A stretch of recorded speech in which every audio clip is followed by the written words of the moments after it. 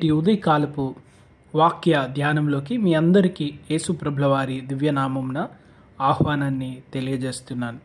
ప్రార్థించుదాము. పరిశుద్ధుడా మహోన్నతుడ, నేటి ఉదయకాలం వాక్యం ద్వారా మాతో మాట్లాడి మమ్మలను బలపరచుమని యేసు ప్రభుల వారి దివ్యనామమున అడిగి వేడుకొనుచున్నాము. ఆమెన్. ప్రియ స్నేహితులారా, నేటి ఉదయకాలం హెబ్రీయులకు రాసినటువంటి పత్రిక 5వ అధ్యాయంలోని 11 నుంచి 14 వచనాల మట్టుకు గల వాక్యాన్ని ధ్యానించుకుందాం. ఈ ధారావాహిక ధ్యానాల్లో హెబ్రీ పత్రికను మనం క్రమంగా ధ్యానిస్తూ వస్తున్నాం. ఒక్కొక్క అధ్యాయంలోని ప్రాముఖ్యమైనటువంటి విషయాలను ధ్యానిస్తూ నేటి ఉదయకాలం ఆత్మీయ జీవితంలో ఎదుగుట అనే ధ్యానాంశాన్ని ధ్యానిస్తున్నాం. Spiritual growth. ఒక మొక్కను మనం తెచ్చుకుంటే అది ఎదిగి అది పూల మొక్క అయితే పుష్పించి సంతోషింపజేయాలి, ఫలాలు కాసేటువంటిది అయితే ఫలాలను అందించాలి.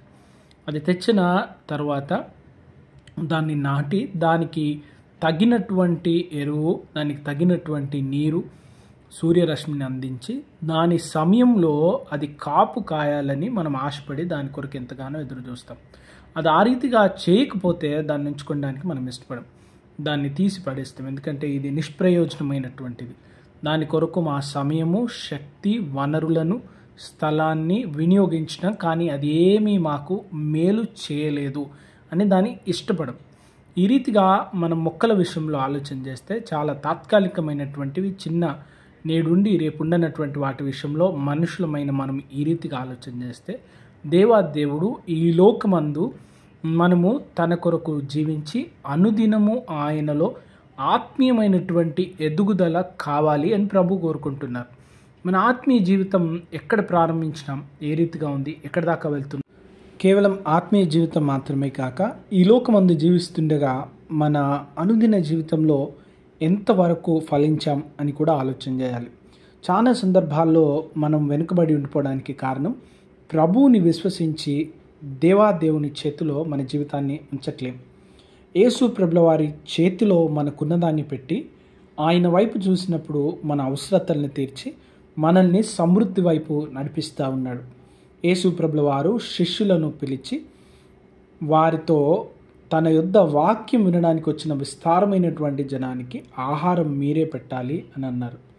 అప్పుడు శిష్యులకు చాలా కష్టం అనిపించింది. యేసు ప్రభుల వారు మమ్మల్ని ఇరికిస్తూ ఉన్నారు, మేమెట్లా భోజనం పెడతాం, ఈ బాధ్యత మేమెట్లా తీసుకుంటాం? ఇక్కడ చూస్తే పురుషులే 5,000కు మించి ఉన్నారు, మరి స్త్రీలు పిల్లలు ఇంకెంతమంది ఉన్నారో మేము లెక్క పెట్టలేదు. ఇన్ని వేల మందికి మేము ఎక్కడి నుంచి తీసుకురావాలి? యేసు ప్రభుల వారికి తెలుసు కదా, మేము ఆయన్ని వెంబడిస్తూ ఉన్నాం, ఆయనతో పాటు కూడా నడుస్తూ ఉన్నాం, మాకు మా జీవనోపాధి అయినటువంటి చేపల వృత్తిని వదిలిపెట్టి యేసుని వెంబడిస్తున్నాం, మేము ఎక్కడి నుంచి తీసుకురాగలం అనుకుంటా ఉన్నారు. ఫిలిప్పు ఒక భక్తుడైతే అయ్యా వీళ్ళకు 1 సంవత్సరము జీతం డబ్బులు తీసుకొచ్చి పెట్టినా కొంచెం కొంచెమే వస్తుందేమో, కడుపు నిండా పెట్టలేమంటా ఉన్నారు. పేతురు అయ్యేదిగో ఇక్కడైతే 5 రొట్టెలు 2 చేపలు ఉన్నాయి, కానీ ఇంతమందికి అవి సరిపోతాయా అని అంటా ఉన్నాడు. అప్పుడు ప్రభు వాటిని తీసుకుని రమ్మన్నారు. మనందరికీ తెలిసినటువంటి సంఘటన. యేసు ప్రభుల వారి చేతిలో ఆ కొంచెం ఉంచగా అది సమృద్ధిగా ఉంది. ఏ శిష్యులైతే అనుమానపడ్డారో వారందరికీ ఒక్కొక్క గంప మిగిలేంత రొట్టెలు. చూడండి, మన జీవితాన్ని ప్రభు చేతిలో ఉంచాలి, మన వనరులను ప్రభు చేతిలో ఉంచాలి, మనకున్న సమస్తం ప్రభు చేతిలో ఉంచడానికి మనం ఇష్టపడి ప్రభు మీరు నడిపించండి, మీరు ఆలోచన తెలియజేయండి, మేము చేయవలసినటువంటి కార్యం, మేము జీవించవలసినటువంటి విధానం మీరు తెలియజేయండి అని ప్రభువులో మన జీవితాన్ని నమ్మకంగా ఉంచగలగాలి. మనం ఆ రీతిగా ఉంచగలిగినప్పుడు, దేవుని మాటను నమ్మినప్పుడు మన జీవితాల్లో అభివృద్ధి చూస్తాం. ఈనాడు అనేక క్రైస్తవ కుటుంబాల్లో అటువంటి వినయము, విధేయత కలిగినటువంటి జీవితాలు లేదు. మనము సంపాదన ఏ రీతిగా ఖర్చు పెట్టాలి అనేటువంటి జ్ఞానము ఇంకా పొందుకోలేదు. భయభక్తులు, క్రమశిక్షణ లేదు. కనుక మనలో అనేకులము ₹1 దాయడంలో చాలా వెనుకబడిపోయినాం. మన అనుదిన జీవితాన్ని క్రమంగా చూసుకోవడంలో వెనుకబడిపోయినాం. అనేకులకు నిద్రించే సమయము, మేల్కొనే సమయం అంటూ సరిగ్గా లేదు. ఆహారం తినే సమయం అంటూ నిర్దేశమైనది లేదు. ఈరోజు నేనేం చేయాలి, ఏ రీతిగా గడపాలి అనేటువంటి ఆలోచన లేదు. ప్రియమైన వారలారా, మన జీవితం ఎంతో క్రమం తప్పిపోయింది. మన ఖర్చులు క్రమం తప్పిపోయింది, మన బ్రతుకు క్రమం తప్పిపోయింది. కనుక ఎదుగుదల చూడడంలో వెనుకబడిపోయినాం. దేవుని నమ్మి ఆయన్ని వెంబడిస్తున్నటువంటి మనం ఈ దినాన ఎదగాలి అనుకుంటే ప్రభు వైపు చూసి మన ప్రవర్తన అంతటి అందు ఆయన అధికారాన్ని ఒప్పుకోవాలి. ఒప్పుకుని ప్రభు ఇదిగో జీవితంలో ఎదగడానికి, ఆత్మీయ జీవితంలో ఎదగడానికి నాయన మీరు మార్గం చూపించండి. మా జీవితంలో మీరు అధికారి, మీరు రాజు. మీకు తగినట్లుగా ఉంటూ ఈ లోకంలో, మా ఆత్మీయ జీవితంలో, ఈ లోకంలో మా అనుదిన జీవితాల్లో, మా ఉద్యోగాల్లో, పనులలో, వ్యాపారాల్లో మేము ఎదుగుతూ వర్ధిల్లేటువంటి నడిపింపు దయచేయాలి అని ప్రభు వైపు చూస్తాం. ఎదుగుదల లేనటువంటి జీవితాలు, ఎదుగుదల లేనటువంటి కుటుంబాలు, ఎదుగుదల లేనటువంటి సంఘాలుగా మిగిలిపోతూ ఉన్నాం. ఇది నా మేల్కొని ప్రభు వైపు చూడవలసినటువంటి అవసరత ఏర్పడింది. ప్రేమైన వారలారా, బొదుగు లేనటువంటి దాన్ని ఎవరూ ఇష్టపడరు.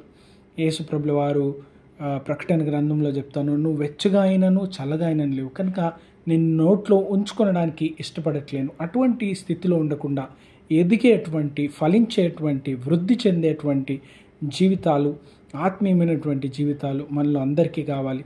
ప్రభు చెప్తా ఉన్నాడు, ఈ పాటికే మీరు బోధకులుగా ఉండాల్సినటువంటి వారు కానీ ఇంకా పిల్లలుగానే మిగిలిపోయినారు.